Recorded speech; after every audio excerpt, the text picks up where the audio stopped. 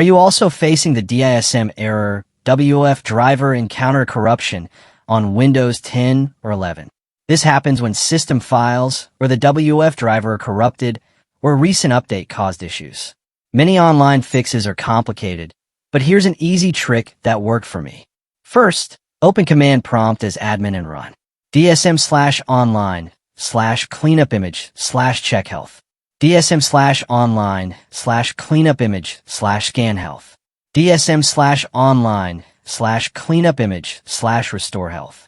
If it still shows the error, rename the WF driver. take:/fc:\windows\system32\drivers\wof.sys. ike=c:\windows\system32\drivers\wof.sys/grant administrators. F. Rename c:\windows\system32\drivers\wof.syswof.old. Then run restore health again and follow with SFC/scan now. Finally, restart your PC. This trick fixed it for me when nothing else worked. If you want a full step-by-step guide, comment below. This is Rexicht.